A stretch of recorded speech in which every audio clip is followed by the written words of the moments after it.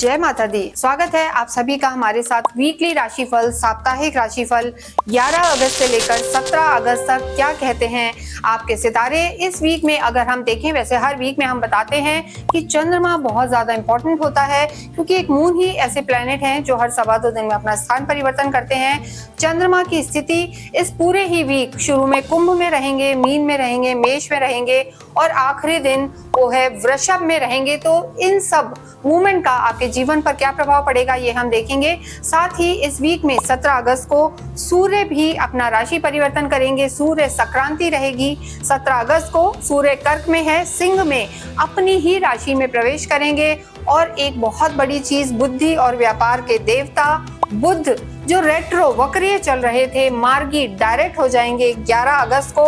तो इन सब चीजों का आपके जीवन पर क्या प्रभाव पड़ेगा और मंगल और शनि की समसप्तक दृष्टि किस किस के कलह लाएगी जीवन में और किसको लाभ दिलाएगी, आइए हम देखते हैं। इस वीडियो में हम बात करेंगे हमारी 4th नंबर की राशि कैंसर राशि और कैंसर असेंडेंट यानी कर्क राशि और कर्क लगन के लिए ये वीक कैसा रहने वाला है 11 अगस्त से लेकर और 17 अगस्त तक क्या कहते हैं आपके सितारे, आइए देखते हैं। सबसे पहले जानना जरूरी है कि जब भी हम साप्ताहिक राशिफल की बात करते हैं तो मून बहुत ज्यादा इंपॉर्टेंट हो जाता है, क्योंकि इस पूरे ही वीक में अगर हम देखें तो चंद्रमा जो है हर सवा 2 दिन में बदलता है, आप जानते हैं। और इस पूरे वीक में कुंभ में रहेंगे, मीन में रहेंगे, मेष में और आखिरी दिन वो वृषभ में रहेंगे। तो ऐसी स्थिति में अगर हम कर्क राशि के लिए देखें तो चंद्रमा सबसे पहले 8th हाउस में रहेंगे, 9th में, 10th में और फिर 11th में रहेंगे। यानी कि हफ्ते की जो शुरुआत है, वीक की जो शुरुआत है, चंद्रमा आपके 8th हाउस में रहेंगे, जो अच्छा नहीं माना जाता। तो आपको हफ्ते की शुरुआत में लगभग 11-12 तारीख को आपको केयरफुल रहना है हर चीज में। और क्या फॉलो करना है ये हम आपको वीडियो के एंड में या आखिर में रेमेडीज भी बताएंगे और क्या क्या फॉलो करना है ये भी बताएंगे। इसके साथ अगर हम आपके चार्ट को देखते हैं तो देखिए बुध और सूर्य आपकी लगन में ही बैठे हैं। और एक अच्छी बात इस वीक में होने वाली है कि जो बुध वक्रीय चल रहे थे, आपकी लगन में थे, 11 तारीख को ही मार्गी हो जाएंगे, डायरेक्ट हो जाएंगे। तो ये आपके लिए लाभकारी रहेगा। जो बुध है डायरेक्ट होके आपकी लगन में रहेंगे। एक और चेंज होगा कि जो सूर्य हैं इस वीक के आखिरी दिन कर्क से निकलकर और जो है सिंह में प्रवेश करेंगे और सूर्य केतु का ग्रहण योग यहाँ पर रहेगा। देखिए चंद्रमा भी सबसे पहले जब वीक में स्टार्ट होगा तो अष्टम में रहेंगे राहु के साथ, वो भी पितृदोष ग्रहण योग बनाता है, इसलिए जरूर अपने पितरों के निमित्त कुछ ना कुछ करना चाहिए। और उसके बाद चंद्र शनि का विष दोष भी बनेगा और आपको चंद्रमा का चाहे ग्रहण योग हो या विष दोष हो वो बहुत ज्यादा इफेक्ट करने वाला है, या चंद्रमा अच्छी स्थिति में है वो भी इफेक्ट करेगा, क्योंकि जो आपके लॉर्ड हैं वो मून है। तो चंद्रमा की प्लेसमेंट कर्क राशि के लिए बहुत ज्यादा इंपॉर्टेंट है। चंद्रमा आपके लॉर्ड हैं, लग्नेश हैं, और ऐसी स्थिति में ही इसी कारण ही आप लोग बहुत सेंसिटिव होते हैं, भावुक होते हैं। तो इन चीजों का आपको ध्यान रखना है। और सबसे पहले अगर हम देखें कि आपको पता होना चाहिए कि आपकी राशि क्या है, जहां भी आपकी खुद की कुंडली में मून प्लेस है वहां नंबर 4 लिखा है। तो जो आपकी राशि है कर्क है और 1st हाउस में अगर आपकी कुंडली में नंबर 4 लिखा है तो जो आपकी लगन है वो कर्क है। तो ऐसी स्थिति में जब हम स्वास्थ्य की बात करते हैं तो देखिए, हालांकि शनि की कोई ढैया 7.5 अब आप पर नहीं चल रही है, लेकिन शुक्र और गुरु आपके 12th हाउस में है और यहाँ राहु और चंद्र रहेंगे। तो एक तो खाने पीने का आपको इस पूरे ही वीक बहुत ज्यादा ध्यान रखना है, यानी कहीं ना कहीं इंडाइजेशन की प्रॉब्लम हो सकती है, एसिडिटी की प्रॉब्लम हो सकती है।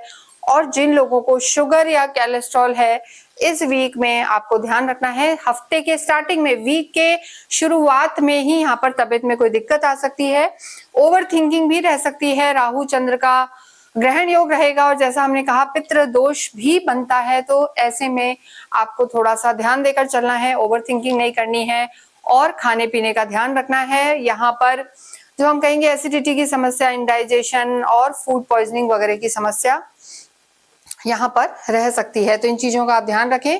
इसके साथ ही नेक्स्ट हम देखेंगे जो है आपकी लव लाइफ के बारे में। देखिए काल पुरुष की कुंडली के जब भी हम पंचम को देखते हैं तो यहाँ से आपकी लव लाइफ को देखा जाता है। आपके यहाँ के लॉर्ड मंगल हैं और मंगल इस समय आपके पराक्रम में है। तो मंगल का यहाँ होना, बुध के घर में होना लव लाइफ के लिए आपकी स्थिति ठीक है। ये वीक आपका अच्छा रहने वाला है, लेकिन जैसा मैंने बताया वीक के शुरू में 11-12 तारीख को ग्रहण योग बना हुआ है। तो ऐसे में आपको आर्ग्यूमेंट्स को बिल्कुल अवॉइड करना है और जो आपके पार्टनर हैं, फ्रेंड हैं, लवर हैं, वो मंगल का तीसरे भाव में होना, वो थोड़ा से ईगोइस्टिक हो सकते हैं। हालांकि आपके लॉर्ड चंद्रमा हैं, उनके मंगल हैं, तो आप दोनों का तालमेल रहता है, दोनों मिलकर लक्ष्मी योग बनाते हैं, लेकिन वो थोड़े से इस समय डोमिनेटिंग रह सकते हैं। तो आपको गुस्सा नहीं करना है, आर्ग्यूमेंट्स में नहीं जाना है, ये चीज बहुत ज्यादा जरूरी है, अन्यथा दिक्कत आ सकती है। और इसके अलावा जो वीक का आखिरी दिन होगा जब चंद्रमा आपके, हम कहेंगे 11वें भाव में आएंगे, तो हालांकि वो स्थिति ठीक है, लेकिन चंद्रमा की सीधी दृष्टि रहेगी आपकी जो है 5th हाउस पर। तो ऐसे में आपको इमोशनल ज्यादा नहीं होना और छोटी छोटी बातों पर गुस्सा नहीं करना।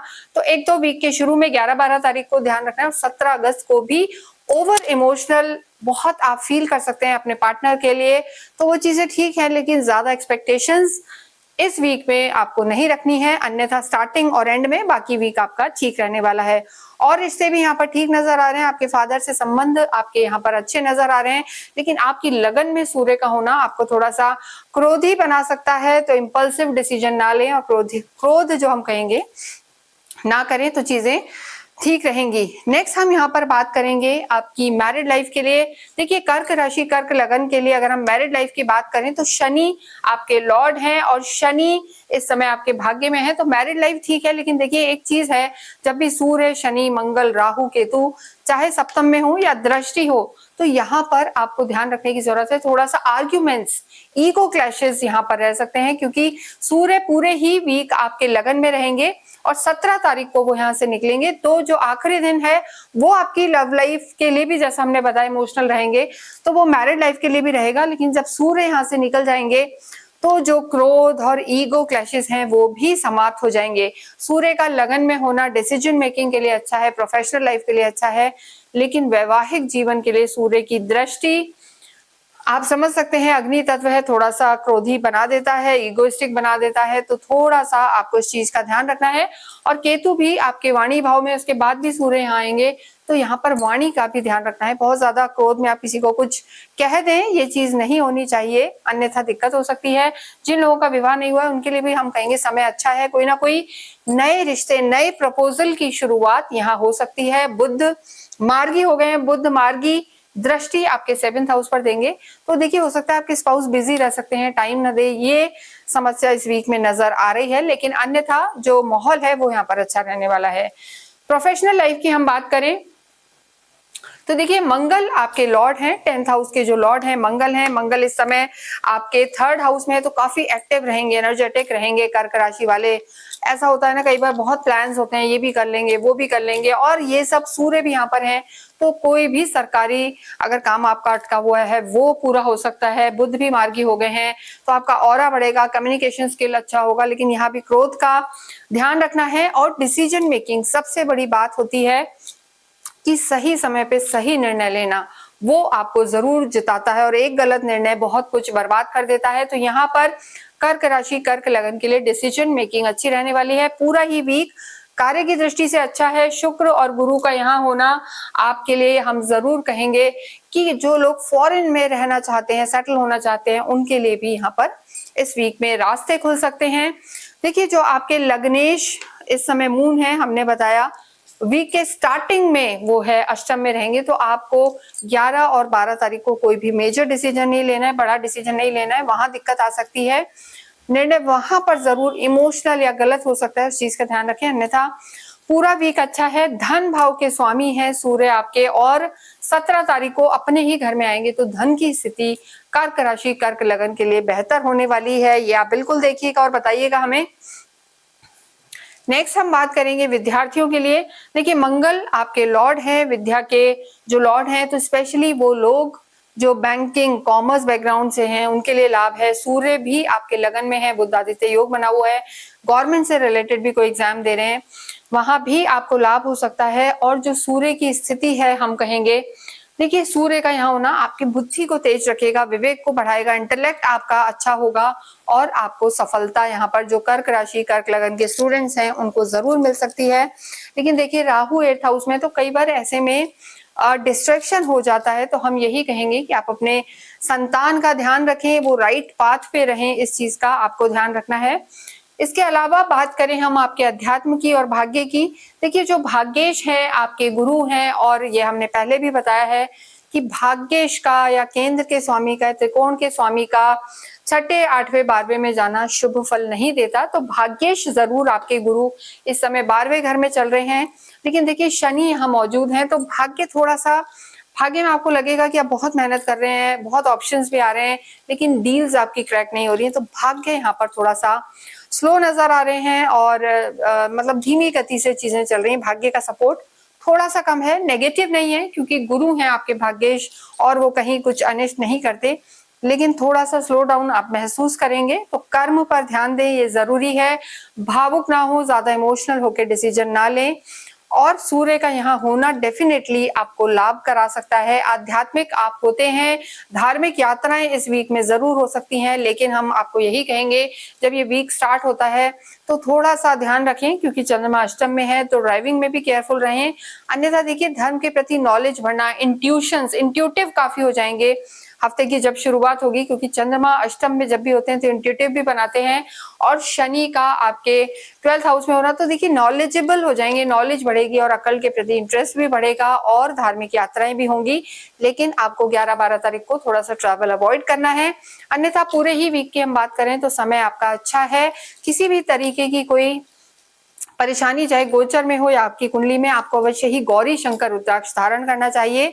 गौरी शंकर रुद्राक्ष धारण करना आपके लिए लाभकारी रहेगा, क्योंकि जो आपके लॉर्ड हैं चंद्रमा है और उन्हें भी शिव पार्वती की आराधना करना आपके लिए लाभकारी रहेगा। तो अगर आप चाहते हैं गौरी शंकर रुद्राक्ष प्राप्त करना, रुद्राभिषेक कराना या कुंडली दिखाना, तो नीचे नंबर दिए हुए हैं, वहां आप संपर्क कर सकते हैं और आपको अवश्य ही गौरी शंकर रुद्राक्ष धारण करना चाहिए। यहाँ से आप लें क्योंकि यहाँ से हम इसे पूरी तरीके से सर्टिफाइड आपको देंगे। इसके अतिरिक्त आपको शिव आराधना करनी चाहिए, शिव मंदिर डेली जाना चाहिए, शिव जी पर जल से अभिषेक करना चाहिए। अगर हो पाए तो चांदी के लोटे, चांदी के ग्लास में आप घर से ही जल लेके जाएं, उसमें गंगा जल, गुलाब जल डालें और वो जल आप शिव जी पर चढ़ाएं, तो डेफिनेटली आपको लाभ होगा। और इसके अतिरिक्त जो आपके भाग्येश हैं गुरु, उनके लिए आप अवश्य ही ओम नमो भगवते वासुदेवाय का जप करते रहें। इससे भी कर्क राशि, कर्क लगन को अत्यधिक लाभ होगा। सोमवार के दिन अवश्य ही कोई भी सफेद चीज का आप दान कर सकते हैं। इसके साथ ही हम इस वीडियो को यहीं विराम देते हैं। कमेंट बॉक्स में अवश्य ही ओम नमः शिवाय लिखें। Thank you.